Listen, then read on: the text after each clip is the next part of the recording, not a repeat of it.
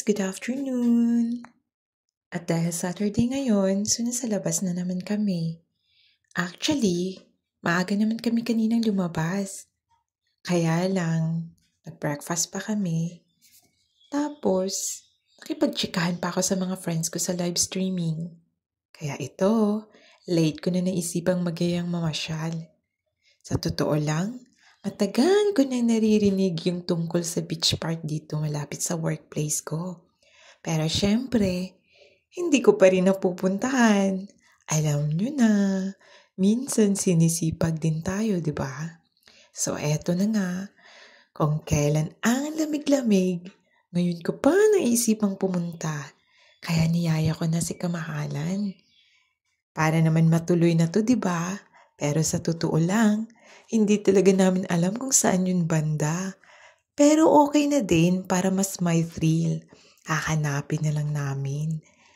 Kasi nga, the more na naliligaw ka, the more nagkaka-interest ka. O diba?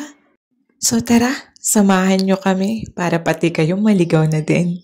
At least, sabay-sabay na tayo. Oo nga pala, nadaanan namin tong fruit stand. Pero na-amaze ako kasi nakakita ako ng sugar cane. First time ko makakita dito sa Hong Kong eh. At kaya rin kami napatigil dito kasi nga may nakita kaming guava. Isa kasi yun sa mga favorite naming fruits ni Joe. Mataas kasi ito sa vitamin C. Alam niyo na, pag nagtatrabaho tayo, kailangan din natin ng mga fruits para lumakas. Mahirap magkasakit lalo na malayo sa pamilya. At eto nga pala, naisipan kong bumili ng food. Kasi kanina habang nagla-live ako, kumain na si Jot na una na sa akin. So, hindi pa ako nakakapag-lunch. Kaya naisipan kong bumili na lang at dalhin papuntang beach resort. Wow, beach resort! Ang alam ko, beach park lang yun. Ayan nga pala, ang dami nilang mga foods. Parang ang sasarap. Steamed spare ribs nga lang pala, tsaka rice yung binili ko. Dinagdagan ko na rin ng 4 na lumpia. Kaya eto, nagbabayad na ako para makatapos na tayo. At syempre, tuloy natin yung lakad kasi hindi pa naman natin alam kung saan tayo pupunta.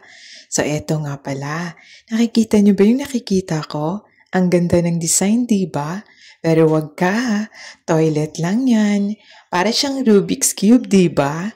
Tapos ang tataas ng mga buildings dito. Meron din namang mga mabababa. Feeling ko yung mga luma yata to. Yung mga dati pa na hindi pa na ipapagawa ng bago. Eto nga pala yung minsan tinatambayan naming aesthetic park ba to? Ewan ko kung anong tawag dito. Pero para kasi siyang mga haliging hindi pa natapos. Yung mga design niya, ganun lang kasimple. Pero meron din design yung mga mesa nila dito. Ayan no, para siyang baka ba o kalabaw? Ewan ko kung ano nga ba yan. Pero ang cute, diba? Dagdag mo pa to. Elevator lang yan. Pero ang gaganda ng mga paintings. Binibigyan talaga nila ng time at saka space yung mga park dito. Para naman siguro pag yung mga tourist pumunta, ay hindi talaga magsasawa. At saka talagang maipagmamalaki nila na ang gaganda ng mga park. Lalo na mga sports club nila, o diba? Ang lalawak at ang lalapad. Tuloy na natin yung paglalakad. I love Peck. Ay, mali. Paano naman kasi ang labo ng mata ko? Hindi ko tuloy nabasa ng mabuti. I love pet pala. Bakit naman kasi paulit-ulit ng pet? Pwede namang I love pet. Muntik na tuloy maging mali yung pagbasa ko. Iba kasi naiisip ko eh.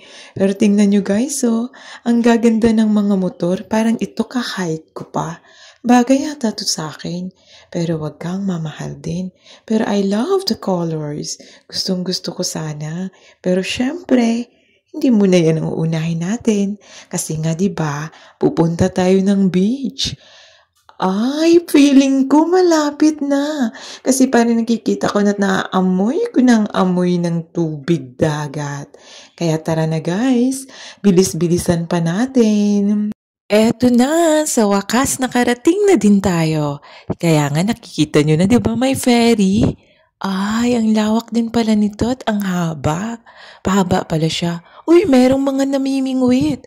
Akala ko bawal mamingwit dito. Pero ano to, may hagdan. Siguro ito yung sakayan at saka babaan ng ferry. Siguro dati dito mga daungan.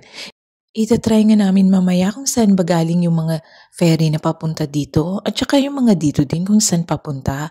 Para naman next time, may idea na kami. If ever pwede pala sumakay at mag-shortcut galing dito, di ba? Namamangha talaga ako guys kung paano nila ginagawa yung building sa tabi ng tubig or sa gitna talaga ng tubig. 'Di ba? Tulad niyan, paano kaya nila nilagay yung bato na yun sa gitna para lang mapuntahan ng mga tourist? Ang ganda, no? Talagang binibigyan talaga nila ng time at saka effort yung mga ganun. Nakaka-amaze. Tapos guys, may nakita ako. Oh, nasad tuloy ako kasi favorite color ko yung jacket ng bata. Alam niyo na, turquoise. Pero tuloy tayo. Nakita niyo ang daming kalapate. Na-amaze din ako sa mga kalapate dito, no? Kasi kahit sa bahay namin ang daming kalapate. Kung saan-saan pa dumudumi. Ay ewan, nakakapagod din minsan maglinis. Kaya tara guys, maupo na tayo. Tingnan niyo, oh, ang simple lang ng design ng upuan, di ba? Makaluma pero ang cute. Pero syempre, gutom na yung lola niyo. Kaya eto na, kakain na ako. Tara, kain tayo.